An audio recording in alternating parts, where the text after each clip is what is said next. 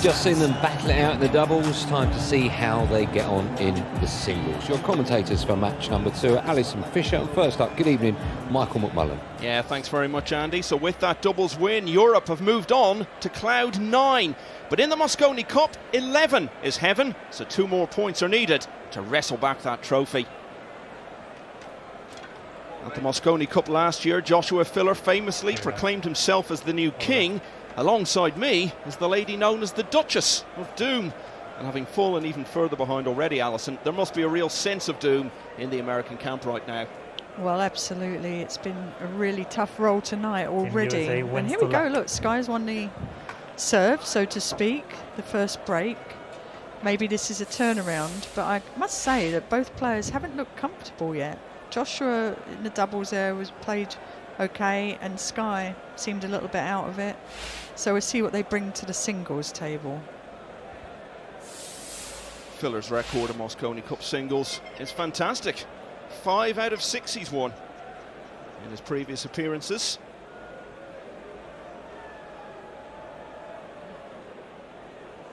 The one that he lost, of course, was the final match last year when he was beaten by Skyler Woodward. Thanks, Karl. That was a very emotional moment for him too. He was tearful after that. Felt like he'd let the side down, but America played great last year. Yeah, he didn't hide from that at all. He acknowledged just how disappointing it was to him and spoke about it just the other day, in fact, at the pre-tournament press conference, and said Woodward just played so well in that match. Oh, golden break nearly. I don't think we've seen a golden break all week, have we? No, we have not. Let's take another look at that. See how it got kicked in by the 6 ball there. That could have turned everything then, couldn't it? So we'll see what happens now. Maybe there is a turning point. There's certainly nothing easy here that he's left with, that's for sure.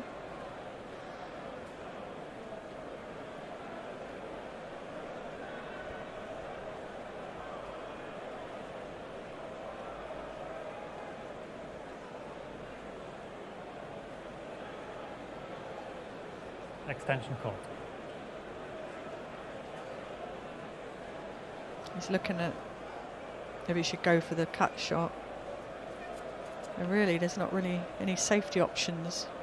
There's not any clustered balls on the opposite side of the table to play behind. So I think it's either he's going to split the balls or he's going to go for it.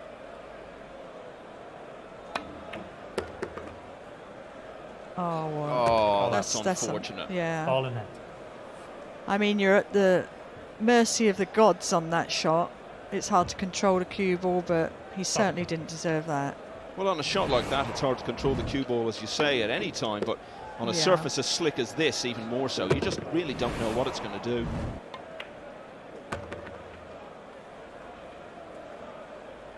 Still, he's got to keep his chin up and stay in the game. His teammates have to be right behind him and keep pushing him. And this is a nice start for Joshua. I'm sure he's happy to be at the table.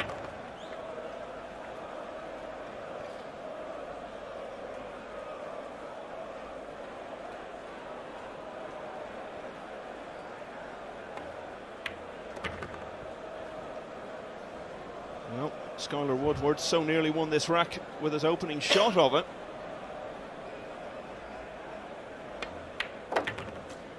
It was only a few moments ago, but it already must feel like a distant memory to him.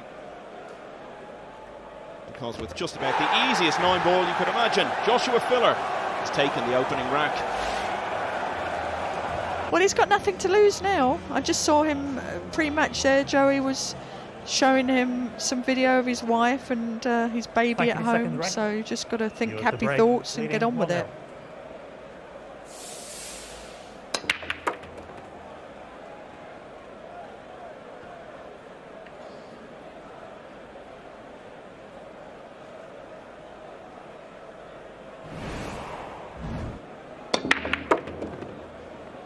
Wonder whether the jaw of the pocket is blocking his path here to the 1. We'll get a better view from here.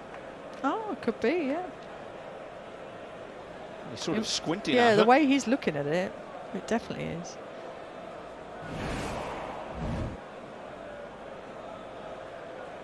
So maybe he can just clip off the edge of it. Let's see. See what these young eyes produce. Oh, look at that. A nice little bank. What nice a shot. Inventive. Yeah, absolutely. Now, if we had 2,000 people in the arena, they would have gone wild on that shot. That was a great shot. Well, he loves a good celebration himself, Joshua Filler, even when there isn't a crowd. When he won the US Open, which did obviously have a big turnout in Las Vegas, he went absolutely wild in the arena. I've seen him go wild in China too. When he won the China Open, I was actually there.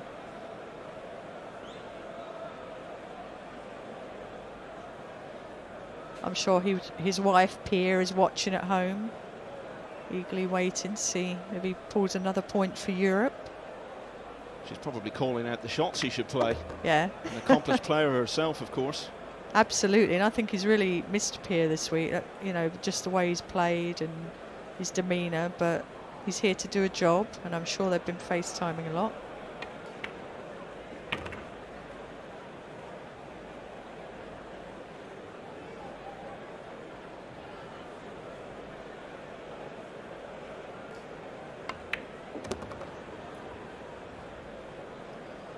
Hard It's to looking see. Sorry, Alison. I'm sorry. It's looking like a dream start for him here. Yeah, hard to see what can go wrong here. And, you know, you just look at it. You were talking there about how America haven't really got the look. And I think everyone would agree on that. Well, we saw Woodward have 2 strokes of misfortune, really. The 9-ball not dropping off the break, and then the scratch that he really couldn't have legislated for later on. And you could maybe look at it and say that Filler had a bit more good fortune, that he was just able to get through to that 1 ball. Still, though, it needed a good shot. He produced it, and he's gone on from there.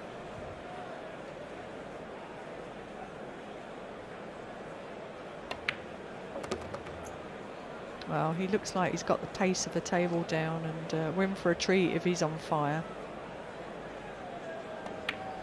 And he's treated us there to a break and run. Joshua Filler off to a flyer. He leads Skyler Woodward by 2-0.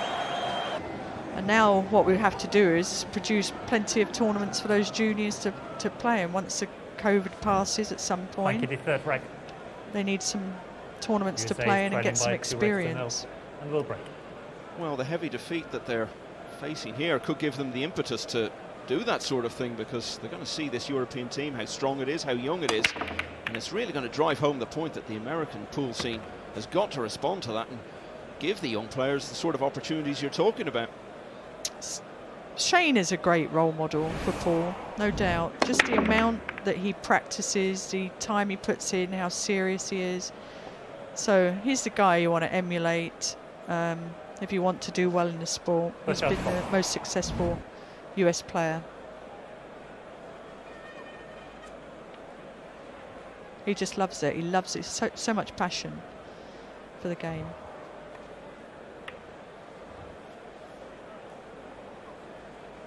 Well, we saw Skyler make a ball on the break, but didn't really get a good shot, so he's played a push out here. And now Joshua can choose whether to put him back in or take it on.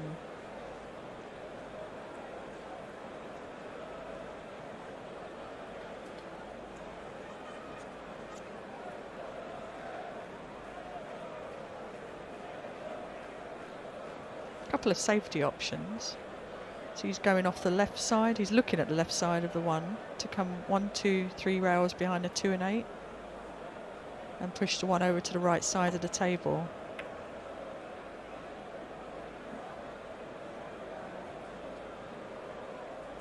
That was a beautifully played shot.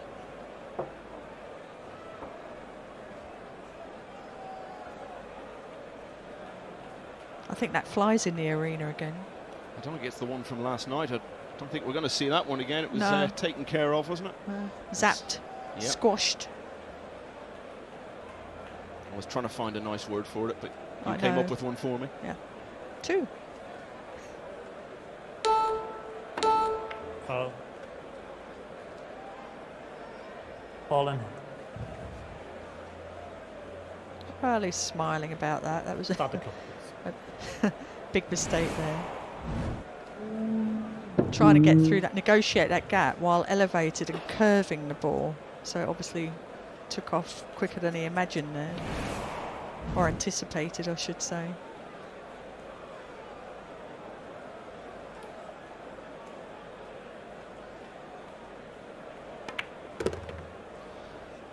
All sorts of things still to be played for here. Obviously the Mosconi Cup itself isn't over until someone reaches 11 points, but there's the whole MVP situation. Jayson very much the front runner for that at the moment. But a win here for Filler, having already taken the doubles, could get him within striking distance of the Glaswegian. A lot will depend actually on how many more matches are played in the Mosconi Cup this year and whether or not Filler will have enough matches to catch Shaw. Wow, that was unusual for Skyler. He's a great bank pool player, and he had a couple of, you know, the bank was the shot. You've got to be aggressive and try and create something. He's going to be very disappointed with that. Yeah, because all he's created here in the end is a chance for Filler to go 3-0.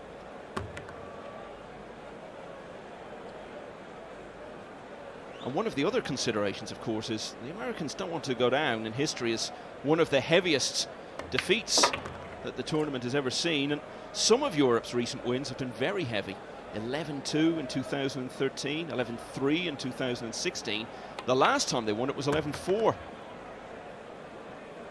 The heaviest ever defeat was actually meted out by the Americans back in 2001. It was up to 12 in those days, and they won 12-1. Oh. Yeah. And incredibly, that was after the Americans had actually lost the opening match. Extension call.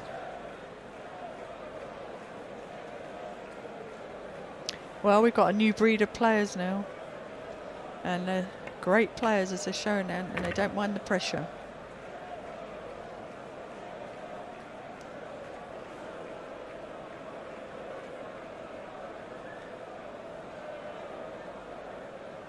That was a beautiful shot.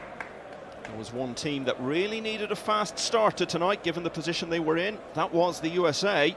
There's been a fast start, but it's been in favour of the Europeans. Already a point on the board, and well on the way to another one here. Joshua Filler leads by 3-0. Germany's Joshua Filler is America's national champion after his US Open win in Las Vegas last year. Right now, he's America's chief tormentor. Already a winner tonight in doubles and cruising along here, 3-0 up as he breaks off in rack 4 against Skyler Woodward.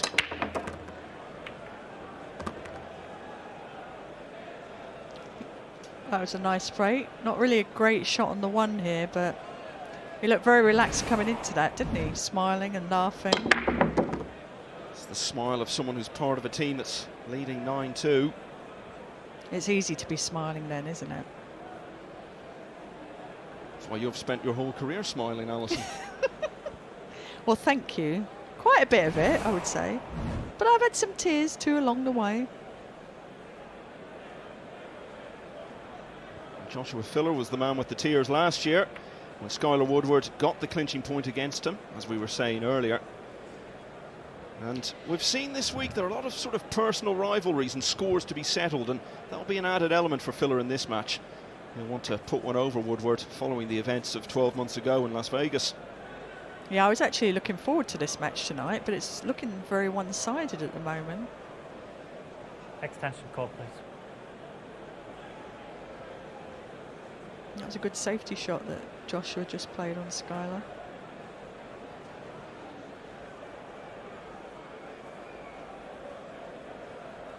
And so he could play the one ball between the 4 and the 9. Looks like he's got other plans on his mind. Wow, that was a beautiful shot. Well, he deserves to be on the one after that. That was a great shot. He cross-banked the 4 ball there. Did well even to think of it, let alone execute it. Yeah, a really nice shot. You can always learn something from these players who are great at one pocket and banking. They play all the disciplines back in America. Yeah, often as part of the same event you have different divisions. well, the massive tournament every year is a Derby City Classic, and all of these players attend it. It's a famous event, and they have one pocket, straight paw, 9-ball, and banks as different division. Anyone can play in it, so that's been really good for the pool calendar over the years. One of the other pool disciplines that's probably the most familiar to British viewers is 8-ball. Skyler Woodward has been US Open champion in that discipline. His best year was last year, topped $100,000 in prize money for the first time. He's been in the top 10 of the global money list for the last 3 years in a row, adding up to well over $250,000 in that time. And he has been a tournament winner this year. Not many players can say that because there haven't been many tournaments for obvious reasons, but he did win the Music City Classic in Tennessee all the way back in January in a very different world.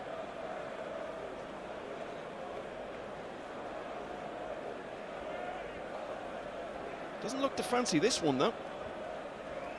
He's worried about the scratch in the corner pocket, that's why. They missed it. Because look, you see where the cue ball's headed? He should have really let his stroke out there, hit it hard so that the cue ball curves a bit. He was just very worried about the cue ball there. And Filler takes full advantage. He's now leading by 4 racks to 0. And we were saying, Alison, we haven't seen a golden break. Another thing we haven't seen in this Mosconi Cup so far is a 5-0. That could be about to change. And indeed, the last player to win a match 5-0 was Joshua Filler last year against Shane van Boening on day 3. Well, let's look at that again. When the two balls collide, there's a little bit of throw on the object ball. So you have to always aim those shots a little bit thinner than you think. But I think he was more thinking about that cue ball there. Very disappointed because that's a chance for him to get the game on the board. He's not disappointed, on the other hand. Well, he always looks like a man on a mission. He knows his own talent, he believes in it, he works so hard at the game, he looks after himself physically, and he competes so hard out on the table.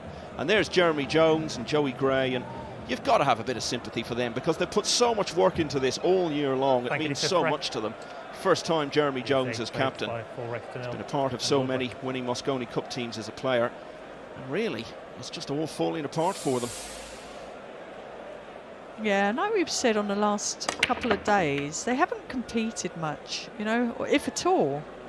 And so it's been very tough coming out here for the biggest event of your career and, you know, just trying to put a good game on.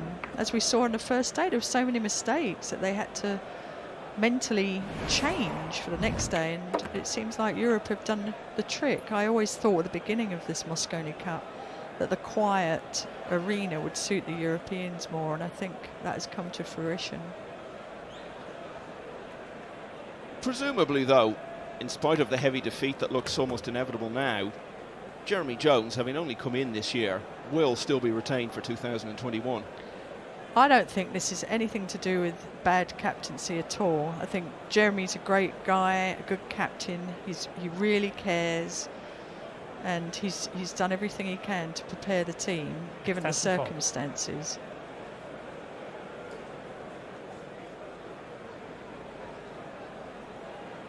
You know, you have to remember at the end of the day, we've got a lot of different personalities playing pool, and you have to be able to talk the language of each person on an individual basis, and that's not easy.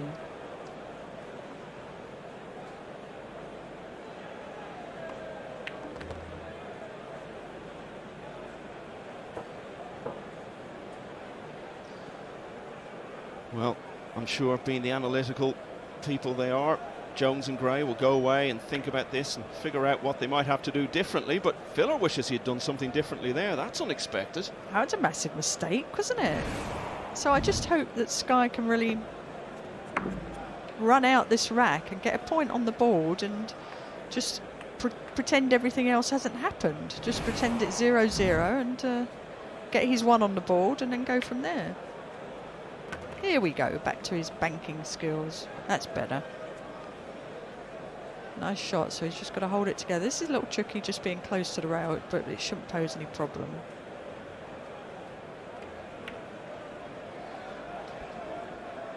Well, that's even more surprising than the one Filler just missed. Commentators curse again. I felt like he was a little bit quick in the delivery there. You know, there are times when you just have to slow yourself down a little bit and just take that little bit of extra time, but it seemed like he was a little bit quick. And Joshua Filler has been very quick to what seems like certain victory now. Yeah, you can't make any mistakes against Joshua. He's going to punish you every time. And the net result of it all is the first 5-0 of this year's Mosconi Cup. Joshua Filler gains a measure of revenge for events in Las Vegas 12 months ago. He's blown away Skyler Woodward. It's 10-2. Now over to Albin, Ouschan and Fedor Gorst to bring it on home for Europe.